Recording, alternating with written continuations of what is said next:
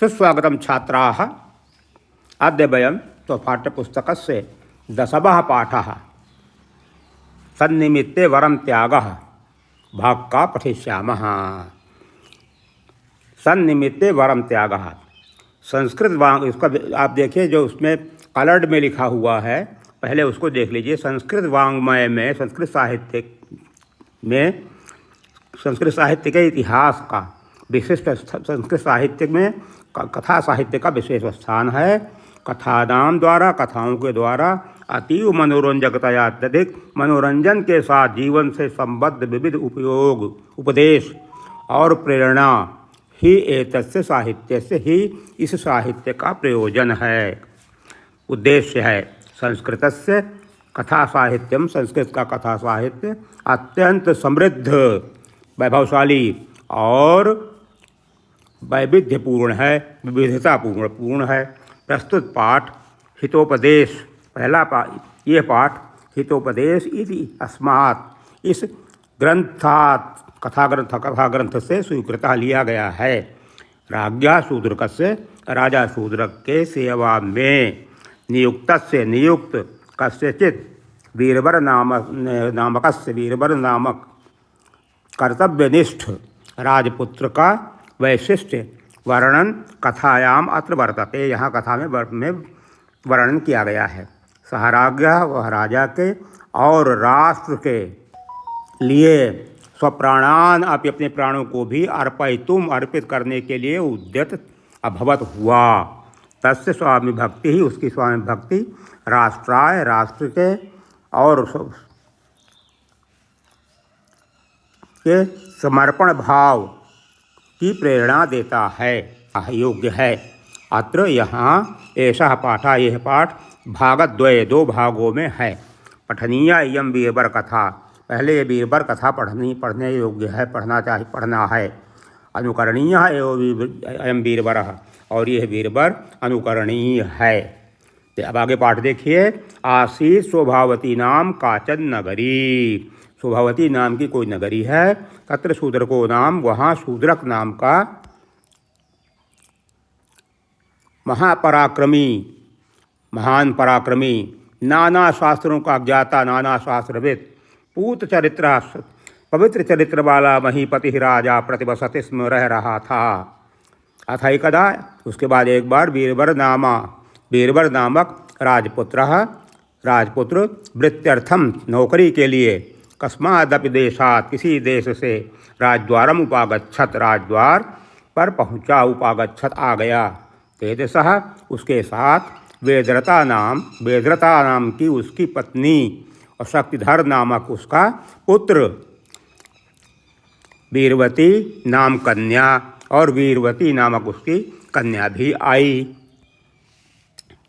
वीरबर कहता है, प्रतिहारम वीक्षित, पहरेदार को देख करके, भो प्रतिहार, हे पहरेदार, वृत्त्यर्थम आगतो राजपुत्रोस्मि, अयम राजपुत्रो अस्मि, मैं राजपुत्र हूँ, वृत्त्यर्थम आगतः, नौकरी के लिए आया हुआ हूँ। तस्मान आन है, इसलिए माँ मुझे स्वामिनः समीपम, स्वामी के समीप आनय, ले चलो। ततो दौवारिका, तब दौवारिक, तब पहरेदार ने तम उसे प्रभो समीपम अनयत, राजा के समीप ले गया। वीरबर पहुँच करके सविनयम प्रणामम पुरस्सरम, विनय के पूर्वक प्रणाम करके सामने, हे देव, यदि सौभाग्य से अहम भवतः, मैं आपकी सेवा में नियोजित हो जाता हूँ, नियोजितः, तर्हि तो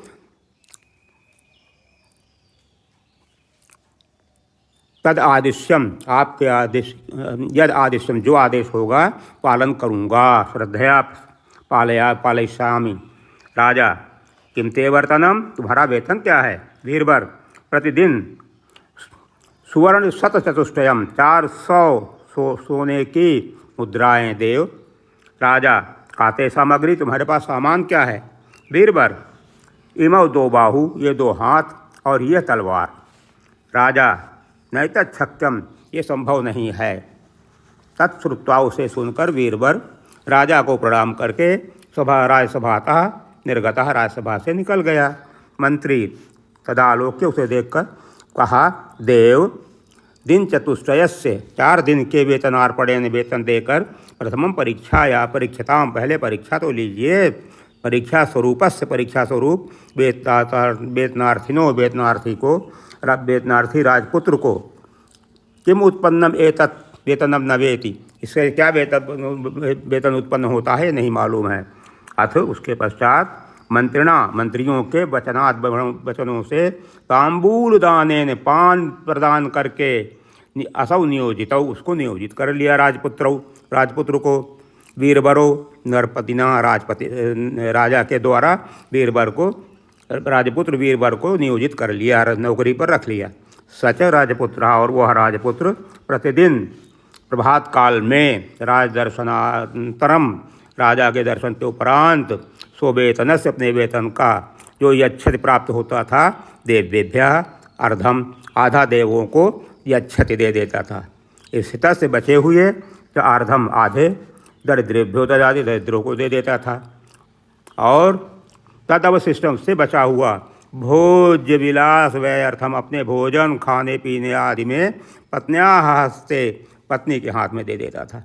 ततो उसके पश्चात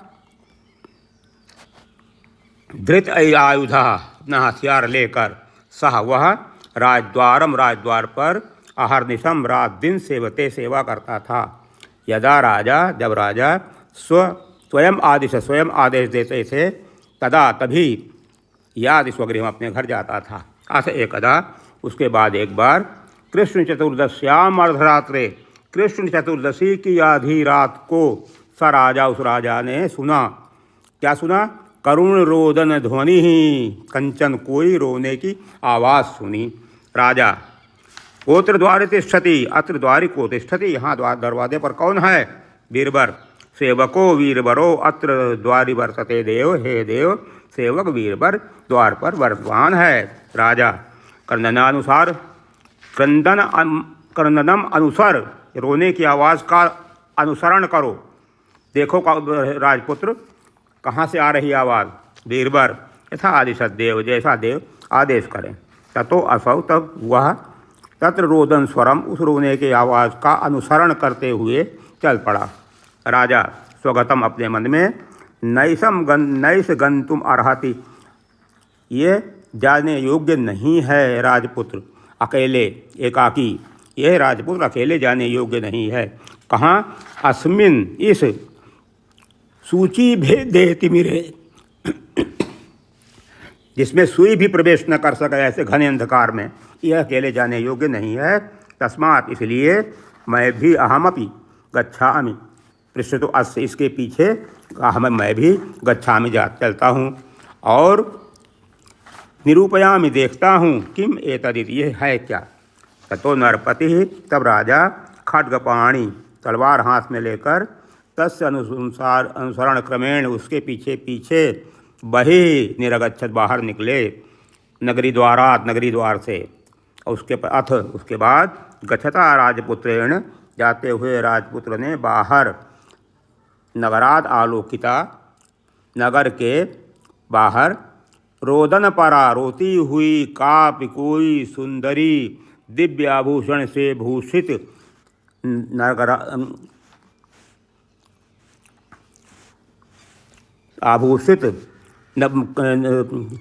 सुंदरी को देखा।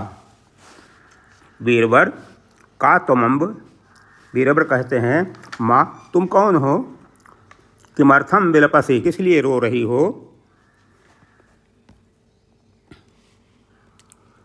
राजलक्ष्मी वत्स अहम एतस्य भूपालस्य शूद्रकस्य राजलक्ष्मी अस्मि, बेटा मैं इस राजा शूद्रक की राजलक्ष्मी हूँ। चिरम एतस्य बहुत समय से इसकी भुज की छाया में सुमहता सुखे निवसान बहुत सुख के साथ निवास करती रही हूँ।